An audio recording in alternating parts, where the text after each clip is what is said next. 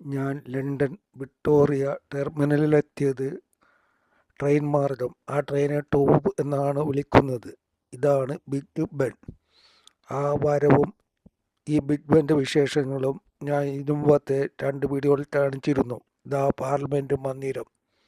ഈ പാർലമെൻറ്റ് മന്ദിരത്തിന് മുമ്പിൽ നമ്മുടെ മഹാത്മാഗാന്ധിയെയും ഞാൻ കാണിച്ചിരുന്നു. മഹാത്മാഗാന്ധിയുടെ കൂടെ എബ്രഹാം ലിങ്കനും നെൽസൺ മണ്ടേലയും വിൻസ്റ്റൺ ചർച്ചിലും ഉണ്ടായിരുന്നു. സ്വാതന്ത്ര്യത്തിനു വേണ്ടി പ്രവർത്തിച്ച മഹാത്മാഗാന്ധിയും നമുക്ക് സ്വാതന്ത്ര്യം തരരുതെന്ന് നിർബന്ധം പിടിച്ച ചർച്ചിലും. അതെ, ബ്രിട്ടീഷ് പാർലമെൻറ്റിൻ്റെ മുന്നിൽ. ഇതാ താഴെ തേംസ് നദി. തേംസ് നദിയിലെ ജലം അശുദ്ധമല്ലെന്നാണ് പറയപ്പെടുന്നത്. പക്ഷേ നിറം കണ്ടാൽ കലക്ക വെള്ളമാണ്. ഗംഗാ നദിയിലേക്കാളും കലക്ക വെള്ളം. പക്ഷേ അതിനകത്തൊരു അശുദ്ധിയുമില്ലെന്നാണ് സർക്കാർ പറയുന്നത്. ഇതാ പാർലമെൻറ്റ് മന്ദിരം കണ്ടോളൂ. ഇവിടെയാണ് വെസ്റ്റ്മിൻസ്റ്റർ അബി. അബി എന്ന് വെച്ചാൽ പള്ളി എന്നാണ് അർത്ഥം. ഇതാ ലണ്ടൻ ഐ ഒരു വിശിഷ്ട കാഴ്ചയാണ്. പക്ഷേ ഇവിടങ്ങളെല്ലാം കയറാൻ നല്ല പൈസ കൊടുക്കണം. ടിക്കറ്റ് ചാർജ് അമിതമാണ് നമ്മളെ സംബന്ധിച്ച്. അതുകൊണ്ട് അതിനകത്തൊന്നും കയറിയില്ല. ഈ തേംസ് നദിയിലൂടെ അടുത്ത ബോട്ടിന് ഒരു യാത്ര ചെയ്യും. അതിന് യൂബർ ബോട്ടുകൾ, ലൈൻ ബോട്ടുകൾ ഓടുന്നുണ്ട്. ടൂറിസ്റ്റ് ബോട്ടുകളിൽ കയറിയാൽ വളരെ കാശ് കൊടുക്കേണ്ടി വരും. യൂബർ ആകുമ്പോൾ യാത്ര ബോട്ടായതുകൊണ്ട് അതിൽ കയറി ഒരു യാത്ര ചെയ്യാൻ തീരുമാനിച്ചിട്ടുണ്ട്. അടുത്ത ആഴ്ചയാണ് ഇനി പോകുന്നത്. ഇത് ആണ് ലണ്ടൻ പാലം. നമ്മൾ യൂട്യൂബുകാർ പറയുന്ന പാലം യഥാർത്ഥത്തിൽ ലണ്ടൻ പാലമല്ല. അതിൻ്റെ ശരിക്കുള്ള പേര് ടവർ പാലം എന്നാണ്. ഇതാ എന്തോരം ബോട്ടുകളാണ് അതിൻ്റെ അടിയിൽ കൂടി ഓടുന്നത്. ഈ പാലത്തിൻ്റെ ഇരുവശവും ധാരാളം സഞ്ചാരികൾ, കാഴ്ചക്കാർ നിൽപ്പുണ്ടാവും. എത്ര നേരം നിന്നാലും ഒരു മടുപ്പും വരിയില്ല. വെസ്റ്റ്മിൻസ്റ്റർ അബിയെപ്പറ്റി പറഞ്ഞപ്പോൾ ഞാൻ ഒരു കാര്യം പറയാൻ മറന്നുപോയി. രാജാക്കന്മാരെയും രാജ്ഞികളെയും അടുക്കിയിരിക്കുന്നത് അവിടെയാണ്. അതിനു പുറമെ മഹാനായ ശാസ്ത്രജ്ഞൻ ഐസക് ന്യൂട്ടൻ്റെയും അടുക്കിയിരിക്കുന്നു വെസ്റ്റ്മിൻസ്റ്റർ അബിയിൽ. അപ്പോൾ ഒരാളുടെ പേര് വിട്ടുപോകാൻ പാടില്ല. അത് ചാൾസ് ഡിക്കനാണ്. ചാൾസ് ഡിക്കൻ എന്ന മഹാനായ സാഹിത്യകാരനെയും ഈ പള്ളിയിലാണ് അടക്കിയിരിക്കുന്നത്. അദ്ദേഹത്തിൻ്റെ ഒലിവർ ട്വിസ്റ്റ്, ആ നോവലിലെ ഒലിവറിനെ ഞാൻ ഓർത്തു പോയി.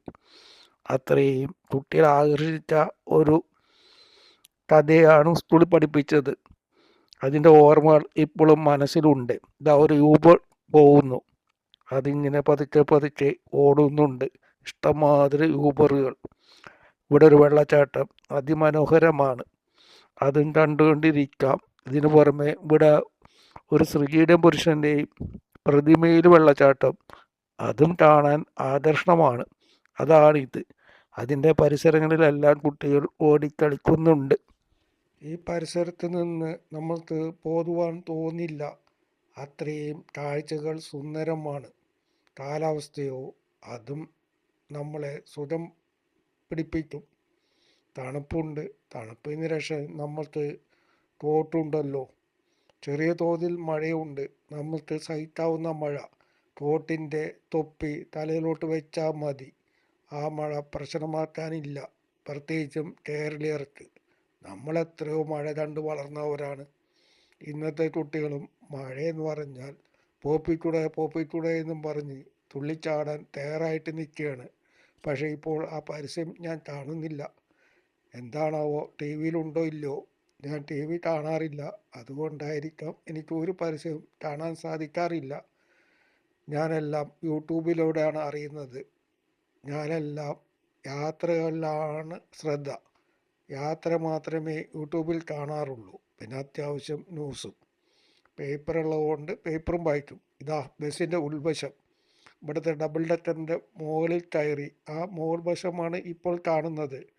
ഡബിൾ ഡെക്കറിൻ്റെ മുന്നിലെ സീറ്റിൽ കിട്ടിയാൽ കാഴ്ച അതിഗംഭീരം. ആ ബസ്സിൽ നിന്ന് ഇറങ്ങാൻ തോന്നില്ല. ഇതിലെ കെട്ടിടങ്ങൾ എത്ര പഴയ കെട്ടിടങ്ങൾ, അതും ഇന്നും പുതിയതുപോലെ നിൽക്കുന്നു. ഈ കെട്ടിടങ്ങളുടെ ഭംഗി ഇവിടെ പെയിൻ്റ് അടിക്കാത്തത് കൊണ്ടാണോ? പെയിൻ്റ് അടിച്ചാൽ പൊളിയും. പെയിൻ്റ് എല്ലാ വർഷവും അടിക്കേണ്ടിയും വരും. ഇവിടെ വർഷത്തിൽ പോലും അല്ല, 10 വർഷം കൂടുമ്പോഴും പെയിൻ്റ് അടിക്കുന്നുണ്ടോ ഇല്ലോ എന്ന് എനിക്കറിയില്ല. എൻ്റെ മോളുടെ വീടും ഇഷ്ടിക കാണാം. ആ ഇഷ്ടികയുടെ ഭംഗി, അതും ആ വീടുകളെല്ലാം ഒന്നിച്ച് നിൽക്കുമ്പോഴുള്ള ഭംഗി, അത് പറഞ്ഞറിയിക്കാൻ വയ്യ. നമ്മൾ ദൂരെ നിന്ന് തെങ്ങിൻതോപ്പ്, ഒരു പുഴയുടെ തീരത്ത് നിന്ന് അപ്പുറത്തുള്ള തെങ്ങിൻതോപ്പ് കാണുമ്പോൾ ഭംഗിയില്ലേ, അതുപോലെയാണ് ഇവിടുത്തെ വീടുകൾ ഒന്നിച്ച് നിൽക്കുമ്പോഴുള്ള ഭംഗി. ഇനി നമ്മൾ പോകുന്നത് സെൻറ്റ് പോൾസ് ചർച്ചിലേക്കാണ്. അതിപ്രശസ്തമായ ചർച്ചാണ്. ഇന്നിപ്പോൾ ആ ചർച്ച് ആംഗ്ലിക്കൻ ഭരണവിഭാഗത്തിലപ്പെടുന്നു. ഇവിടുത്തെ രാജാവ് പോപ്പുമായുള്ള ബന്ധം ഉപേക്ഷിച്ചുവല്ലോ. കാരണം അദ്ദേഹത്തിന് രണ്ടാമതും വിവാഹം കഴിക്കണം. ഹെൻറി 8 രാജാവ് എന്തുകൊണ്ട് ബന്ധം ഉപേക്ഷിച്ചു, അതിൻ്റെ വിശദമായ ഒരു വീഡിയോ ഞാൻ ചെയ്യുന്നുണ്ട്. ഇപ്പോൾ ഞാൻ സെൻറ്റ് പോൾസ് ചർച്ചിനെ പറ്റി വിവരങ്ങൾ പറയാൻ ആഗ്രഹിക്കുന്നു. ഇതുപോലെ ഡോമുള്ള, ഇതിലും വലിയ ഡോം കാണണമെങ്കിൽ വത്തിക്കാനിൽ പോയി സെൻറ്റ് പീറ്റേഴ്സ് ചർച്ച് കാണണം. രണ്ടാം സ്ഥാനം ഈ സെൻറ്റ് പോൾസ് കത്തീഡ്രലിനാണ്. ഈ സെൻറ്റ് പോൾസ് കത്തീഡ്രലിലും ഞങ്ങൾക്ക് കയറാൻ കഴിഞ്ഞില്ല. ഞങ്ങളൊരു സൂത്രം പ്രയോഗിച്ചു, ഞങ്ങൾക്ക് പ്രാർത്ഥിക്കാൻ കയറണമെന്ന്. അവർ തൊട്ട് ഇപ്പുറത്തുള്ള ഒരു പ്രെയർ റൂമിലേക്ക് മാറ്റി. അവിടെ പോയിട്ട് എന്ത് കാണാനാ? ഒന്നും കാണാനില്ല. പള്ളിയുടെ അകം കാണാനായിരുന്നു ആഗ്രഹം. അവിടെ കാണാനോ ഫോട്ടോ എടുക്കുവാനോ കഴിഞ്ഞില്ല. ടിക്കറ്റ് എടുത്ത് കയറുന്നവർക്ക് കാണാനും ഫോട്ടോകൾ എടുക്കാനും അനുവാദമുണ്ട്. ഇവിടുത്തെ ഡോം യുദ്ധത്തിൽ തകർന്നില്ല എന്നാണ് പറയപ്പെടുന്നത്.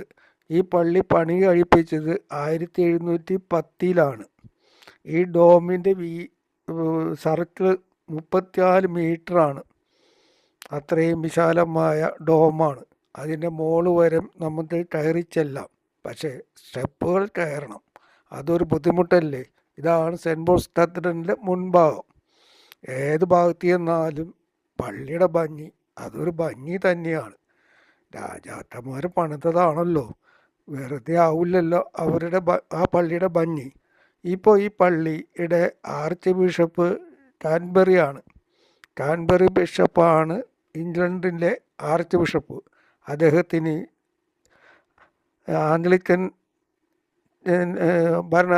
പള്ളിയിൽപ്പെട്ടവരുടെ പോപ്പാണെന്ന് വേണമെങ്കിൽ പറയാം. അതെ, ചർച്ച് ഓഫ് ഇംഗ്ലണ്ടിൻ്റെ പോപ്പ്. ഇന്നിപ്പോൾ ഒരു സ്ത്രീയാണോ എന്നൊരു സംശയമുണ്ട്.